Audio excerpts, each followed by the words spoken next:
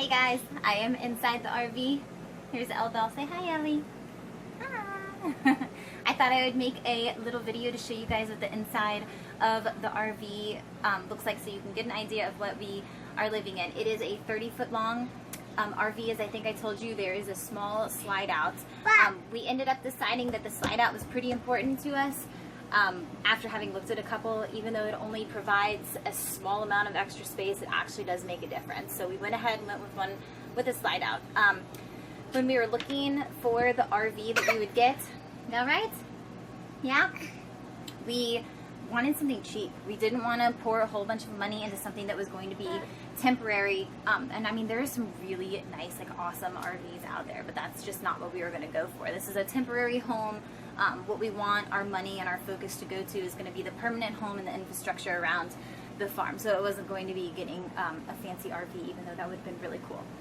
So anyways, it hasn't been that bad, guys. Like I'm kind of surprised. I really thought that there was going to be a moment when we moved in that we were like, dang, this sucks, but we haven't felt that way. And there wasn't even a transition period. I mean, coming from a larger colonial style home, we really just jumped in. There wasn't a transition period. It was one day we were at our old home, and then the next day we were out here, and that was it.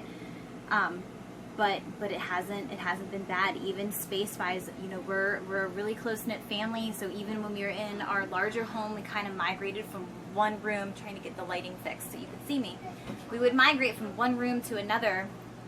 Anyways, so being together here it's not a problem. The kids have space to play, Legos, you know, coloring or whatever they want to do. They're really good about cleaning up when they're done, which is so important when you're in a small space. The camera cut out on me, so let's try this again. Anyways, the space hasn't been an issue. Even with storage, the storage is pretty deep. There's lots of hidden storage in different places, so that's worked out well. As far as clothes, you know, we have like summer clothes that are out now, and then I can just switch out into winter clothes inside the RV. There's like a storage trunk kind of thing that's on the back side, which is where the like winter clothes and whatnot are. So when the seasons change, I'll just move the clothes back from that. Do you see yourself? Is that funny? Yeah? So I guess if I were to tell you the things that I really miss the most, it's modern technology, like a washing machine and a dryer and a dishwasher. Those things are a total pain in the butt. I definitely miss that and will look forward to having those again. Also, cooking space. There's not tons of counter space, so I have to be creative and kind of plan ahead so that I can cook and get that job done. But other than that, you know, it hasn't been bad. So take a look and see what you think. Say bye, Ellie. Say bye. This is the dinette area. Underneath both of those benches is storage. Up top, you'll see a couple of cabinets.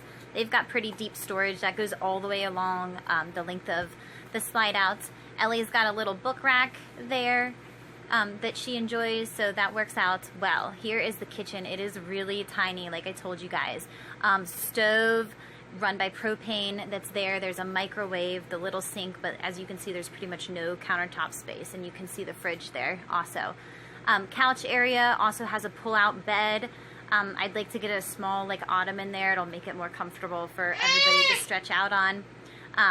But there's enough room for the kids to play. I mean, they can pull their toys out. They've got a little rug that's cozy to sit on, and they just enjoy themselves. They also use the dinette table as a little workspace for coloring or Legos. This is the bunk room. There are 3 bunks.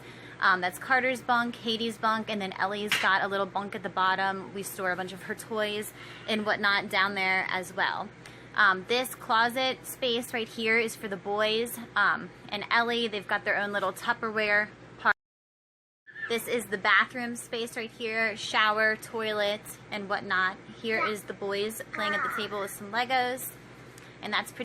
Lastly, Josh in my room. And that's it, guys. That's pretty much all there is to it. I think one of the reasons that this works so well for us is because we're so outdoorsy. We're out with the farm animals. The kids are playing in the woods. They like to go down to the creek. So we really just spend our day outside. We don't feel cooped up inside. Say hi. Hi.